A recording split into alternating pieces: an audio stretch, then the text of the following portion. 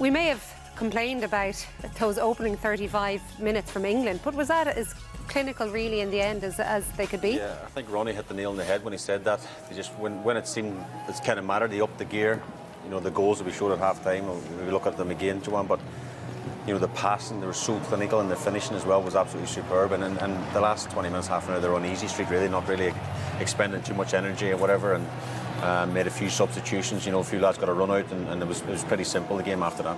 Yeah, was it a bit disappointing nearly from a Senegal point of view, or does that just happen when you're not on top, but certainly slightly dominant for large periods of that first half, and then to be hit with those two sucker punches towards the end of first half? I think, like a lot of people looking in, they look back on those early moments, those early opportunities that they had. Sarr and Daya and Ndai had openings in the first half, and they didn't take it.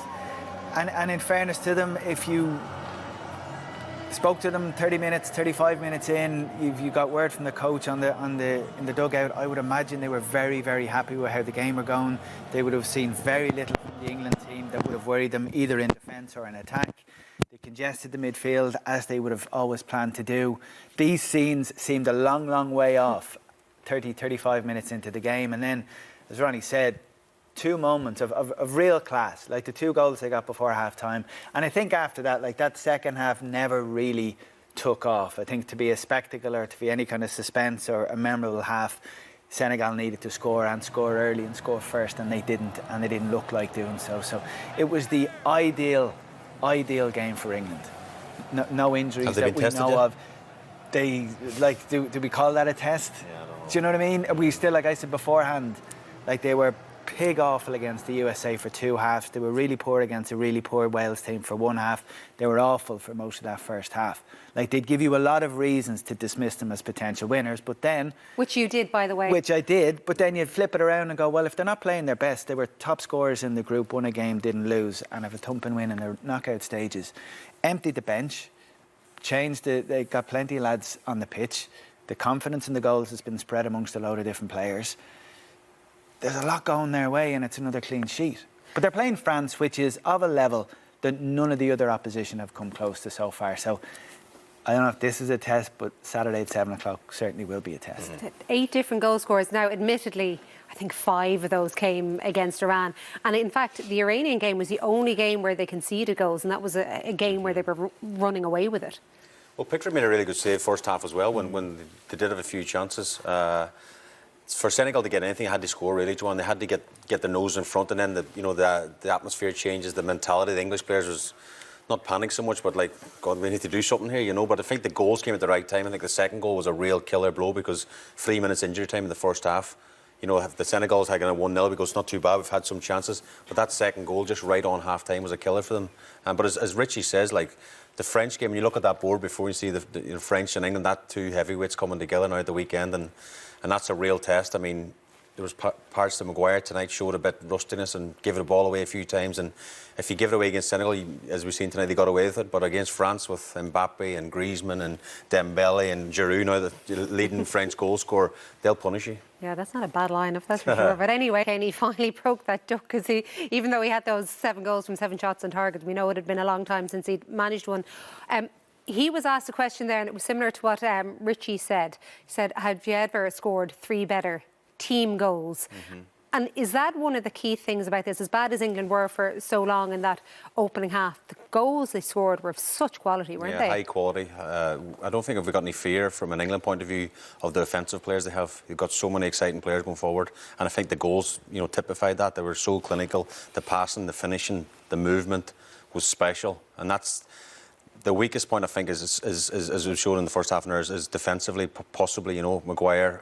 I know I keep mentioning his name, but they'll be tested on Saturday. But offensively, they've got some brilliant players. I mean, he took Saka off, took Foden off, you know, took Bellingham off, and not because they're worried about their legs, just because they're protecting them for the game at the weekend. These are very talented players. Now, Shay's mentioned Maguire a few times there. He was the one who was supposed to be one of the few ones who came out with some credit when they played poorly against USA. But in reality, is he still an Achilles heel? And is their defence as worrying as Shay thinks? Harry Maguire is still Harry Maguire. Like, he's played 3 group games and has, I think, done well. I think he'll come out with credit. But the things he is likely to do in games are still there. The moments of kind of unease or panic he might give you as a teammate or as a coach looking after the dugout are still there, and he showed a couple of them in the first half. So I'd agree, that's the one area of the pitch I'd be concerned about, and it's the area of the pitch I'd be kind of confident in if I was the French team, not just because of the potential weaknesses in the England defence, but the absolute bundles of strength they have in attack as well. So I think in midfield tonight, England showed they were excellent, those three players. Up front, even those lads don't have to be at their best. The replacements that will come on, or finishers or whatever call them subs these days, they come on and they'll do a job as well. So nobody is sitting here talking about why didn't he play Rashford? Why didn't he? There was no why, there was no what ifs. Southgate played a team, kept a clean sheet, convincing win, on they go. Perfect night for them. Yeah. A win over Senegal means it's now just one defeat in 17 round of 16 matches at the World Cup, which is an incredible stat, really. Richie, we talked about before the game the fact Marcus Rashford wasn't starting and people would be complaining, despite the fact that Bukayo Saka has been so much in form. He was the man who got on the end of their third goal as well. Yeah, this goal rounded off a perfect evening for England, because coming when it did, it just meant that the half hour that was left after this, the result was settled. They could make all the changes they wanted. They knew they were going into the quarter-final. Phil Foden does superbly there. You expect him to be able to do all of this. There's an element of fortune here that it falls back at him, but here, just that little touch there just sucks the defender into making a challenge which he was never going to get. Puts it through the legs of the fullback Sabali here. And if you ever doubted at all that the pass would be absolutely precise and exactly where Saka would want, there's no doubts when it's at Phil Foden's feet. So Saka's a lovely finish there. But again, Southgate doesn't have any questions at all to answer about why didn't you pick the lads who didn't start, because the lads who did start delivered. Surely Foden can't be in question to start the next day. Yeah, they sort of probably asked the question more, why didn't he start in the previous games? Isn't it more so than he can't not start the next game, to be fair? Yeah, we mentioned before, we've done a package before the game. He was absolutely brilliant again tonight. And as I say, taking off, as Richie rightly says, that third goal was game, set and match. Then he could make some changes. And Foden always tells a story. I think the players that take off, Foden, Bellingham, Saka, took them all off, and I think he'll be saving them for France. He's the one. I think Foden is different from the others. You could make an argument that Rashford or Saka, Grealish, Sterling, but I think Foden's above all of them. And I think if you're a manager and you can't find a place in the starting lineup for Foden, for whatever reason, Why? Is it What is it that he does? Is it a system thing? Is it whatever the argument would be that, okay, you Phil, stand there, we need you on the bench? I think that's just a weakness, a failing as a manager. To have someone of that technical ability.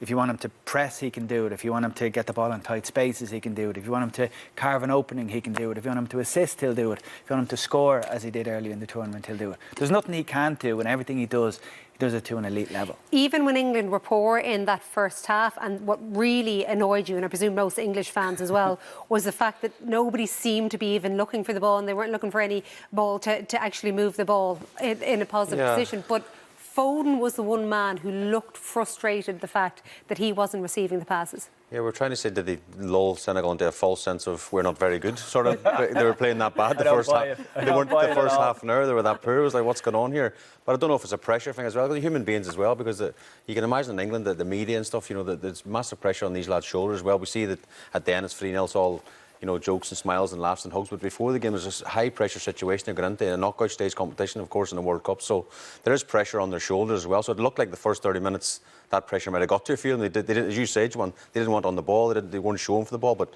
Foden, as Richie rightly says, is a real spark, he's a fantastic talent. He's not the biggest spark though, is he? I mean, are we still looking at Jude Bellingham? And the reason he has the number 22, this is the famous story, is that a coach once upon a time said he's a 10, he's an 8, he's, Add them all up, you get 22. No, I mean, as I say, we showed him before the game, but this is obviously tonight's game. He's absolutely brilliant. I mean, again, he can do everything. This is for the... No, it's not for the Henderson goal, sorry. This is early part of the game, but he'll pick him up again here in midfield. I don't know, what can I say? I mean, I mentioned at half-time about him being a Gaza sort of character, and that's not me, taking it lightly, because Gaza was a fantastic player of his generation, but this guy seems to be so, so comfortable in everything you ask him to do, and again, he's only 19 years of age. I remember it was at Derby's last game for Birmingham. He's only 17. We beat them actually 3-1 that day, and after the game, he was speaking to me like, well done, you deserved to win, he was way above his age, and at 19, as I said already, he's captain Borussia Dortmund this year. things like that. He's inviting that pass just to know he snap it out. But he's just way above his age. You have to check the age on the thing. I think as Dara mentioned in the commentary, you can't believe he's only 19. He plays with that sort of maturity, doesn't he? Even to move to Germany at the age he did, even 17. that was, that in itself was a statement. Language, you go, okay, well, this is a fella we can't put him in the box of any other young teenager we generally see. He's not comparable to any of the other young lads that you see. To make that move, different culture, different language, different country. Like, what did you say? Did you say off air he's linked with Liverpool? Did you say that? What did you say? Let's throw Joanne under the bus now. What did you say, Joanne? I said, according to Vietnam News, the managing director of Borussia Dortmund, this is why I didn't say it out loud until now, that Liverpool is preferred Premier League club, although you were pointing out, given the ownership battles within Liverpool like now. there'll be a load of clubs who will want him. We don't know how many will be able to afford him or pay the wages, but it's down to who he wants to go to.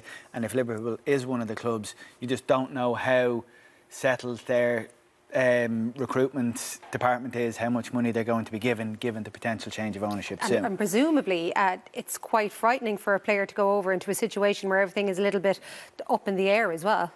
Yeah, but I think there'll be a list of clubs. I mean, Real Madrid need freshen up on that. Maybe midfield with Modric maybe coming to an age as well, and he could play at any top club. He really could. They've a couple of decent youngsters in the middle of the field of Real Madrid at the moment. moment. Yeah, I know, but he could add to that, wouldn't he? I would say. He could. Any team. Just your word about talking about when you met him after he played his final game. Because Birmingham were kind of ridiculed a bit because even though he was 17 when he left, they retired the number 22 jersey in his honour. Oh, we didn't get that, Richie, when we played. No. No one retired any numbers for us, but no, even that before the game was talk of his last game for Birmingham, of course, and as you rightly said, retiring the number. But what struck me, the way he spoke after the game, I was just like, when I was 17, I was like afraid to look at people, you know. And he was saying, "Oh, you deserved it. You played much better than us today. You know, best of luck for next season." And I just said, "Best of luck in Germany," like, you know, because the move was already done at that point, you know. But he just showed, like, as I say, maturity beyond his years. One thing that's being said about this England team in general, and you often hear it being said sometimes about Didier Deschamps' France team, although there were question marks over that at the start of this World Cup, is that they appear genuinely more together than a lot of international sides. Is that how it strikes you? Well, I suppose compared to, like, a lot of former England players have come out and said during their time it was a load of little cliques. Since Southgate came in, he said it was almost like a policy at the start to improve things among the group and improve things with the media. I think Henderson came out in the build-up to this game and said, you know, every evening they stay and watch the matches together as a group. There's nobody going off in twos and threes into their own rooms as previous. So I think all that helps. It clearly helps to be part of a winning team. It clearly helps to be playing for a manager who will give as many different players game time as possible and isn't afraid to make changes. So it's all going well for England at the moment. I am questioning whether or not they've gotten a proper test.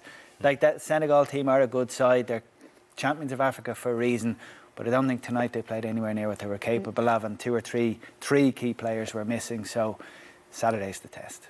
So it's going to be England against France in this World Cup quarter-final. Both looked, in the end, reasonably comfortable in their last 16 wins today. England, obviously, just having that 3-0 win over Senegal. And earlier on today, France, the defending champions, with a 3-1 victory over Poland. And Kylian Mbappe, I know sometimes people might get sick of us talking about the same person over and over again. That's Olivier Giroud, of course, surpassing Thierry Henry as France's record goal scorer as well. Kylian Mbappe with 2 goals, so it makes him the first person ever in the history of the World Cup to score 8 goals before his 24th birthday, and he's already surpassed his goal scoring that he did when he was the star of the 2018 World Cup. So how are England going to deal with him? I don't know, and I don't know if they've got the answer, because of all the way we're looking at England, trying to assess them, gauge the quality of the opposition, there's no one out there quite like him at the moment. With his pace, he was as lethal as that. He was as dangerous as he is. And you imagine him running at that England defence, like, that's from supposed neutrals that we are, like, that's mouthwater stuff. Like today against Poland, I didn't think Poland would have had a chance of beating them from what I saw from Poland in the group stages. And actually all the 4 round of 16 games so far have all been fairly routine. The drama, the unpredictability, the suspense, that was all on the final day. Been routine stuff so far, but put him up against England, they're bang in trouble. Isn't that the reason, though, that Gareth Southgate took this risk and put Kyle Walker into his England squad, despite the fact that he was severely lacking in game time? Well, that's probably why he stayed on. I was kind of saying off air to Richard, why he's not taking him off, why he's not taking him off. That's in tonight's game. Yeah, tonight's game for that particular reason, because Mbappe, obviously that's a 1v1 situation. Kyle Walker is going to be really tested at the weekend, but then he has to get the balance right as a manager to get 90 minutes under his belt, because he's not played for whatever it is, 2 months or whatever. So it's a fine balance, and luckily enough, Kyle Walker's come off injury-free at the end. But John Stones was a concern tonight with a tight hamstring. I looked, I seen him talking to the medical team. Obviously, Ben White's gone home, so then you're looking at Dyer and maybe Cody, to come on perhaps. So it's Cody hasn't featured at all. No, and he didn't feature in the Euros but what either. I'm saying, if Stones is struggling, and then we already spoke about Maguire tonight, then that's the sort of the question marks you're thinking over this England team, I think. As brilliant as Mbappe is, and we all know he absolutely is, the problem is he's not the only brilliant player France have. Even if you look at so we saw Giroud there surpassing Thierry Henry for goal scoring, but even if you look at what Antoine Griezmann is still doing for this France side, do England have enough players to stop all of them? It's one thing having Mbappe versus Walker, but even tactically from Southgate's point of view, what does he do? Well, I think he's very clear, and unapologetically so, that clean sheets win tournaments. Throughout the Euros, there was criticism that he played a midfield which is too defence-minded. He played a midfield tonight which did a lot going forward, covered a huge amount of ground, but can defend what's behind them. So the answer is yes, there's a formation there. There's a way of playing that these England players are used to, which is going to focus on limiting the space of all those French players, and they absolutely can do it. And they can do it really effectively. It's whether they can do it for 90 minutes or 120 minutes. I don't see them keeping a clean sheet. But do France still have weaknesses as well? They were beaten by Tunisia, let's not forget. Yeah. They haven't exactly been tested either, perhaps at times by Denmark. Actually, I watched probably the first hour of the Poland game, and they had a few chances first half, Poland. Should have scored in the first half. Lloris made a very good save. But again, the French going forward, I mean, it'll be interesting to see what setup Gareth Southgate does. He go really defensive, like the Italy final, when he was really defensive? Calvin Phillips was brought on the plane to play alongside Declan Rice and be really solid in that midfield. Will Henderson start? I don't know. There's lots of questions, because you're going up a level now playing against France.